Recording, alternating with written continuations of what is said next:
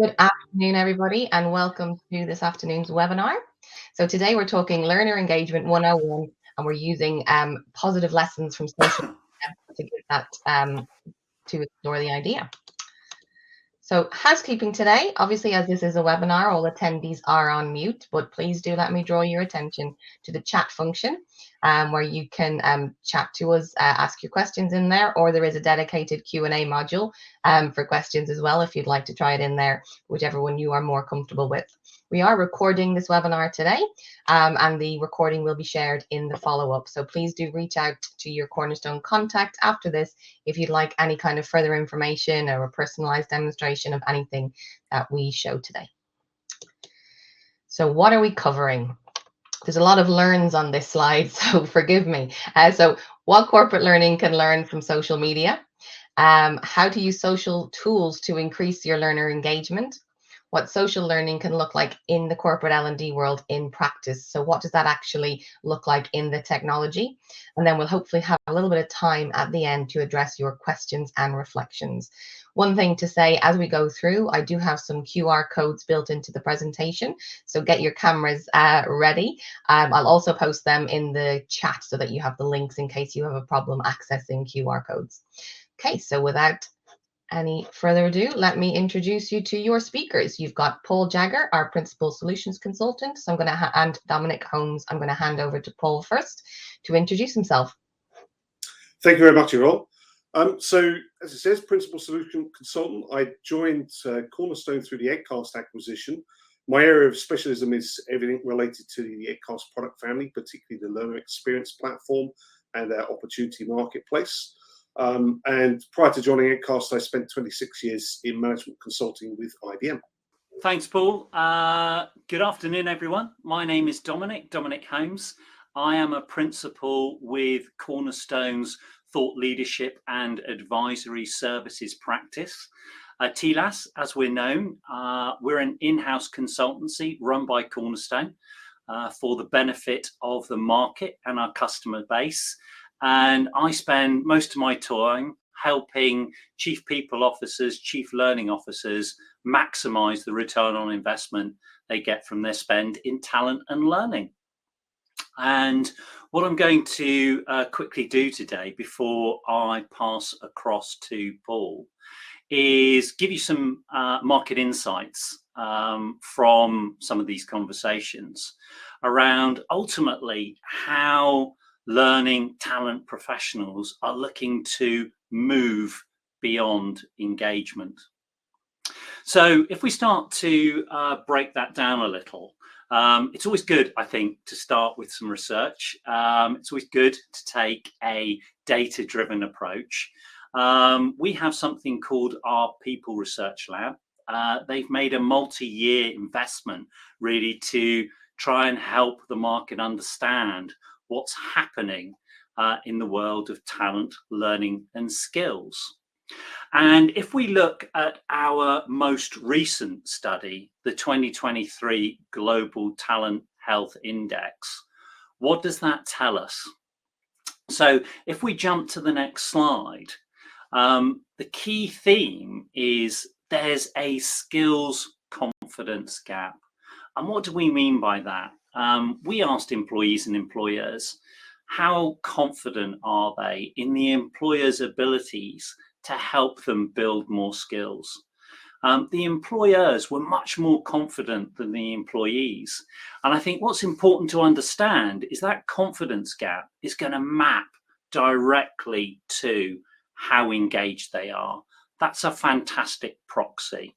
So if that tells us what was happening in 2023, if we go back to 2022 and take a look at what the Global Talent Mobility Study told us, the key theme for that, so if we take a look at that, that came up with three big conclusions, three big asks, if you like, to promote talent mobility. And that's really critical right now because it's about getting skills in the right place at the right time. Three main conclusions. One, we needed a consumer experience connection Two, we wanted managers to move from managers to mentors. And we really needed technology to help us drive culture change. And I think that first one's just worth looking into just a little bit more in depth. What do we mean by consumer experience? Well, we all have experiences outside of work when we engage in things, when we buy things. And what that was basically saying is, in terms of what good looks like as consumers, employees are asking for that same level of good to appear in the workplace. So if we move on to the next slide and dive into that a bit more detail, in terms of building that connection challenge, what did that study show us? Ultimately, three big headlines for me there. Women were 33% more likely than men to say that they would like to explore projects that would help them learn or develop new skills. People under the age of 45 were 50% more likely to engage in projects to help them develop new connections. And ultimately, employees in larger organizations were much more likely to let them explore opportunities without risking their current position. So basically, we've got two main themes. Employees are not as confident in their situation to develop skills. And if we look at that number one ask, they're looking for a better connection. So I'm a great one for adjacency and look for what can we learn from wider than our immediate day-to-day. So if we think about what could help us build connection, well, if I think what immediately springs to mind is social media. That's ultimately what social media does. It connects us all.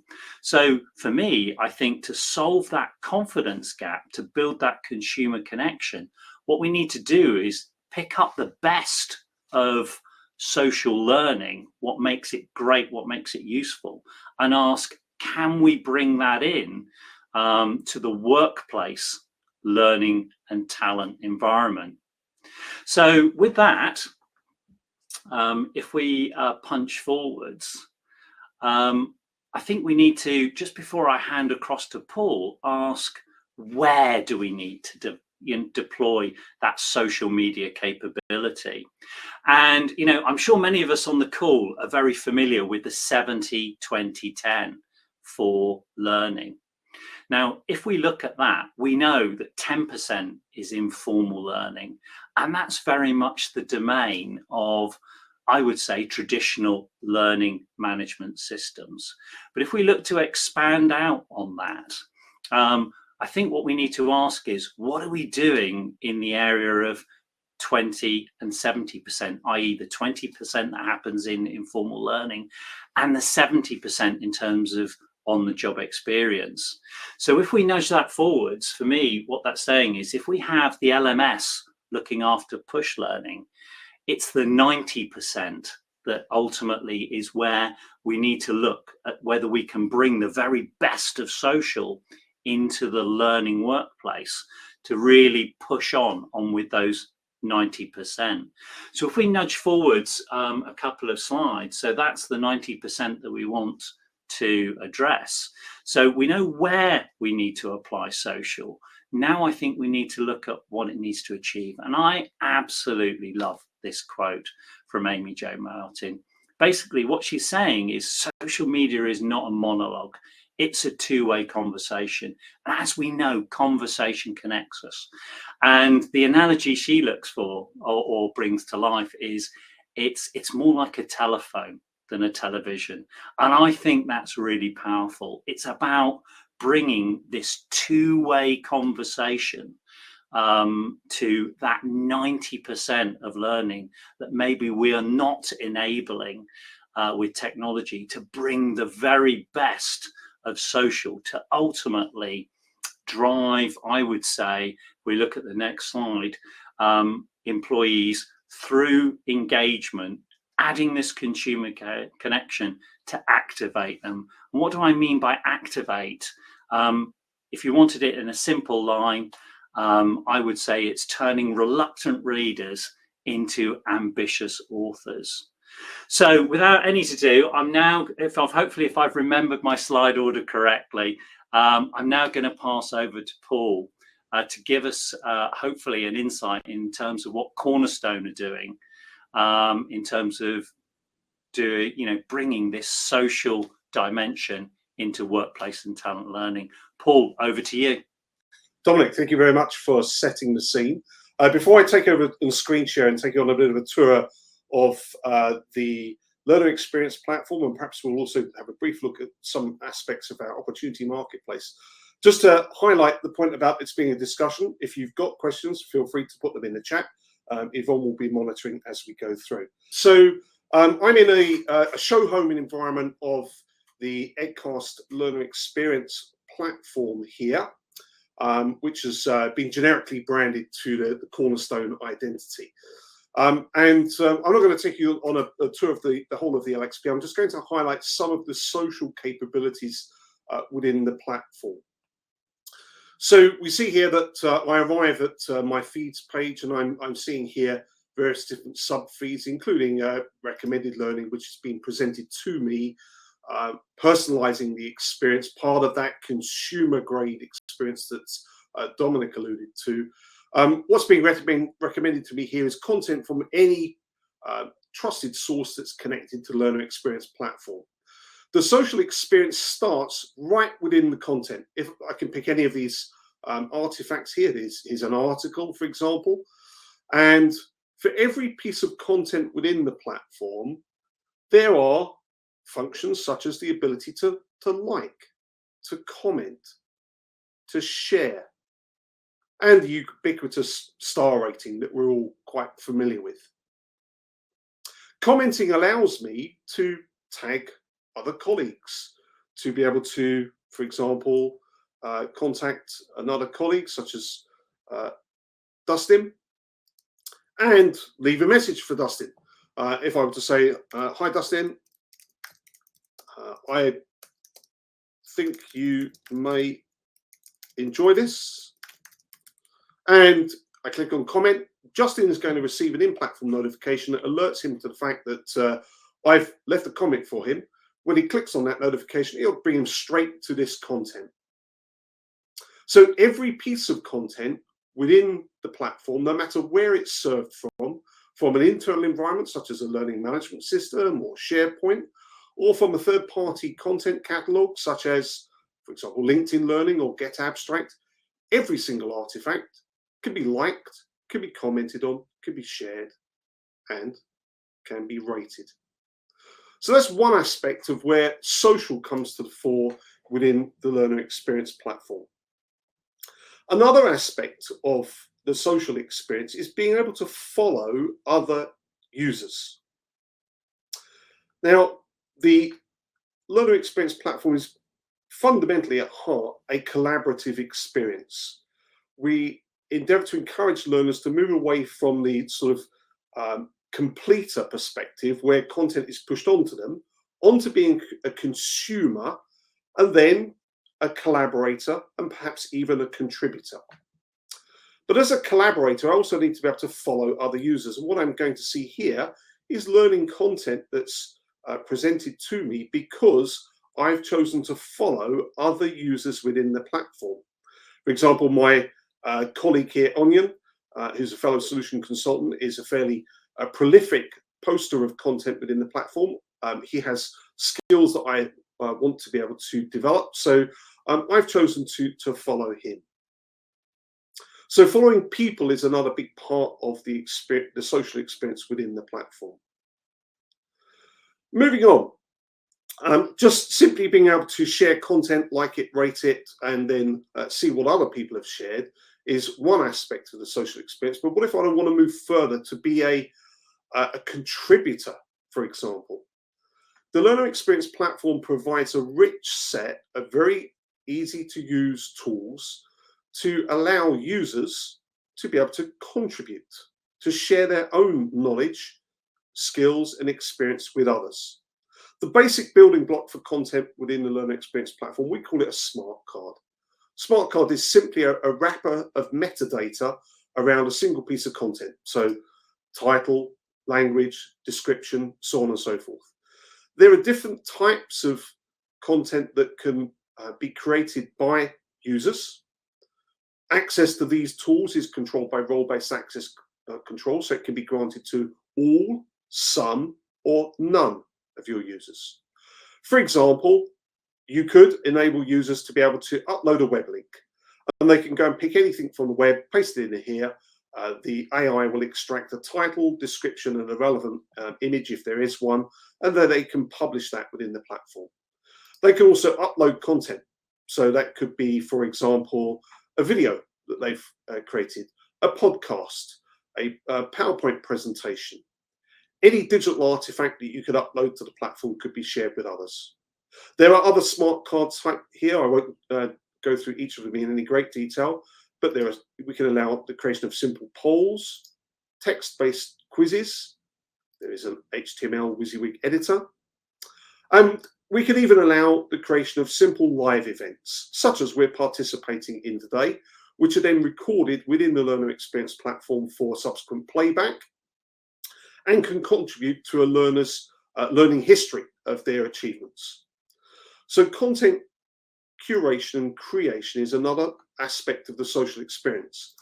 I'll show you an example that I created earlier, rather than go through the build of an entire pathway for you there. So here's one I created this morning, Data Science for Beginners. You will see that I am the author of this. And you'll see how I've given myself a little bit of a funny job title in this particular demonstration platform. So I used the creation tools to build a short and simple pathway called Data Science for Beginners, which has 3 pieces of content within. Firstly, there's an article from a previous employer of mine. Then there's another article on the differences between data science and data analysis. And finally, there's a short video, which is drawn from TED Talks. These 3 artifacts were already within the learner experience platform. They've been assembled by me into a short pathway. On completion of the pathway, I or anyone else that completes it is granted a in-platform digital badge.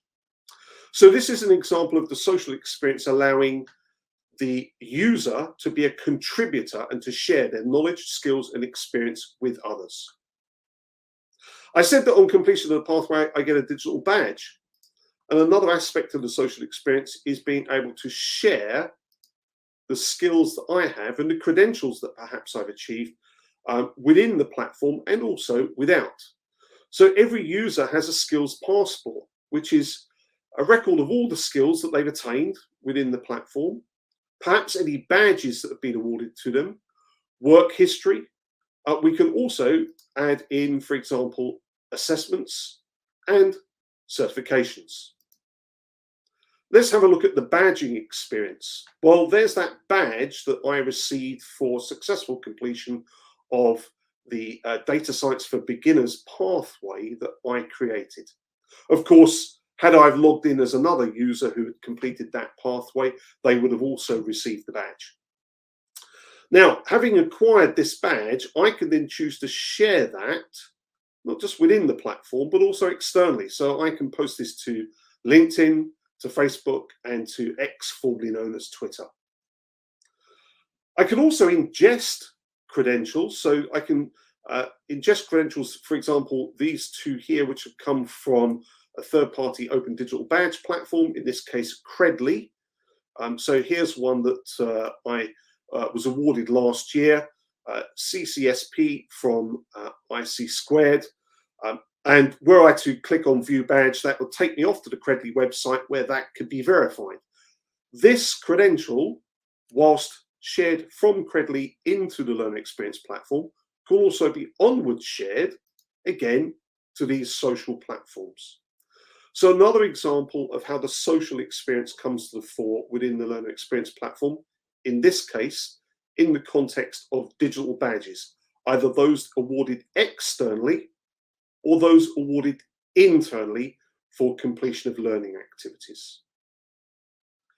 Perhaps the last thing that we'll look at then is a brief look at some of the capabilities that exist in our opportunity marketplace, which allow connections between not just managers and employees, but between any employees within the organization.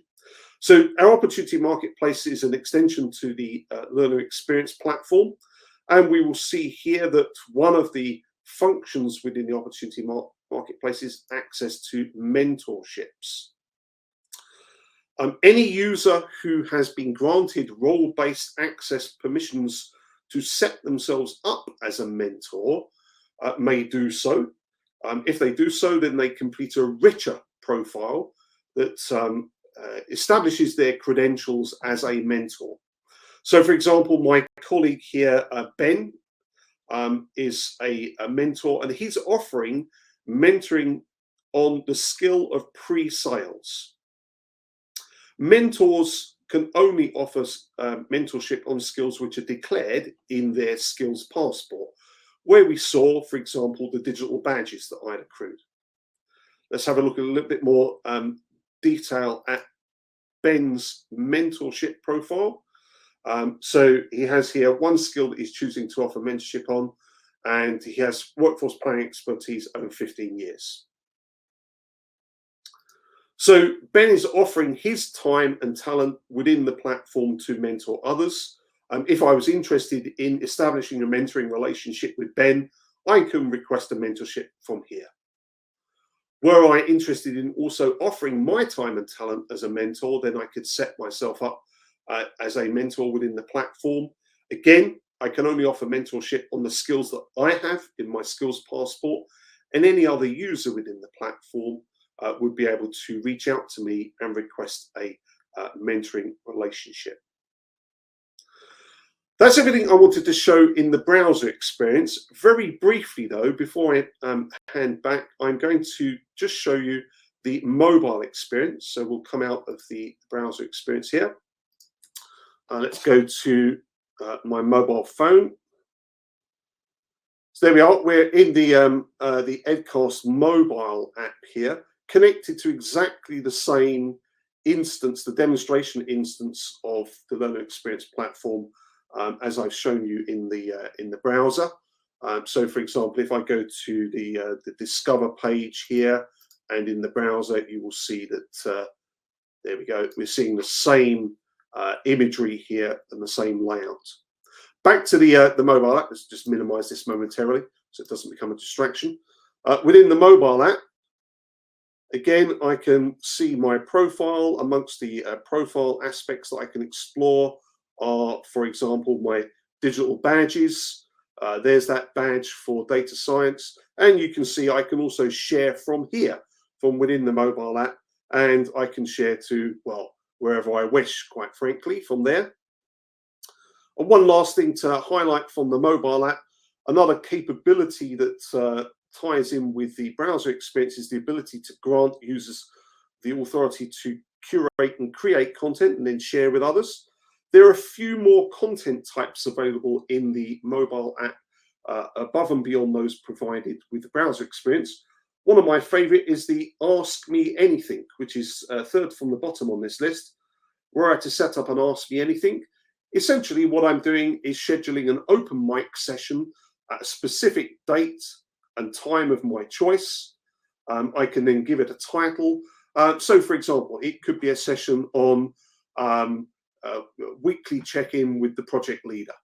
If I'm a leader of a particular project at this point in time, I can then open up an Ask Me Anything session to which any of my team members could join if the time and date suits them. I might set that up as a recurring event once a week, for example. Okay, so just some of the many examples of social collaboration capabilities which are built into both the browser experience and the mobile experience of the Edcast Learner Experience platform. Without further ado, I think I'm going to pass back. There was a couple of questions in chat that I just wondered if Paul could quickly get to while we maybe fire up the reflections, because we have covered a lot. I'll look at these now. I'll take them in the order in which they appeared.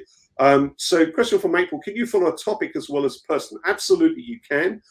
Beyond the scope of what I touched on in the demonstration, but we can set up a container called a channel, which can be thematic. So you can have as many channels as you wish. You can group them together. So you might have a collection of channels in, for example, Leadership Academy. That Leadership Academy might have 3 or 4 channels in it. For example, mentoring skills, performance management, difficult conversations, any topics that you wanted that are skills related. And then users can then choose to follow those channels. Any new content or activities that occur within those channels are then highlighted to the user in their following feed.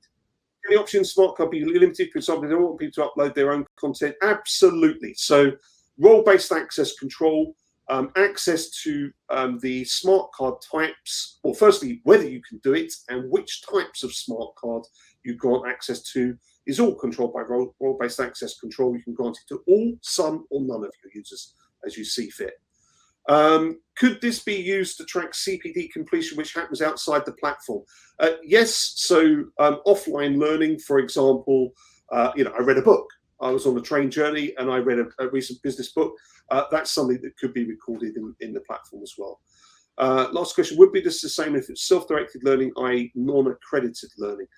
I'm not sure if that follows on from the previous. So yes, the platform can record all learning in all forms, whether done online, offline, virtually, self-directed, instructor-led, whatever. There's no limits to what can be captured within the platform. Paul, that's perfect. Thank you. I was just going to say, Yvonne, back to you to bring us home. Back to me. There is just one final question there. I just spotted. Is it fully reportable? I think coming off the back of your last question there, Paul.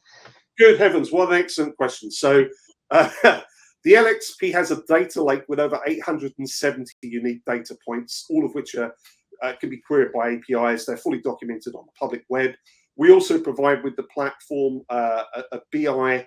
We use Google Looker to build a series of dashboards that have 60 ready-made visualizations.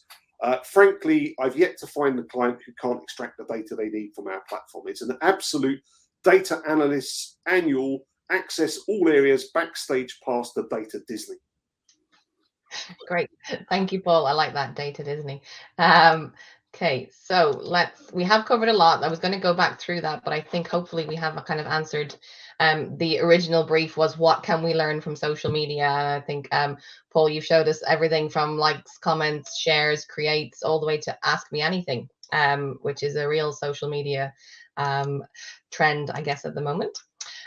So what I wanted to do quickly before we finish up is talk about what's coming up at Cornerstone. Now, this isn't obviously coming up, it's an ebook, but we have got our 2024 HR predictions report out, all about redesigning work for a new world. It's a great read.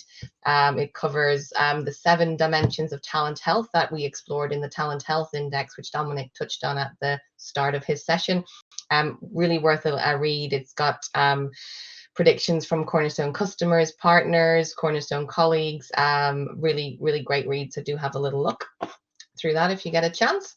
The next one is obviously this is the first of 2 webinars in this 101 series. Dominic is up next on the 19th of March. So talking Talent Marketplaces 101. And I know, Paul, you touched a little bit on that today with Opportunity Marketplace, but we'll go in more depth on the 19th. So do register if you're interested in finding out a little bit more about that.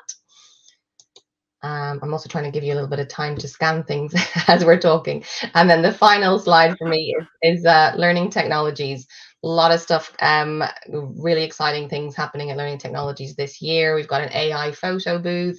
You'll be able to create your own skills passport card. So think of yourself as, think of your skills as your superpowers and you're the superhero, and think Top Trumps or other trading card games. So things you can do with your skills and your professional headshot in the AI photo booth.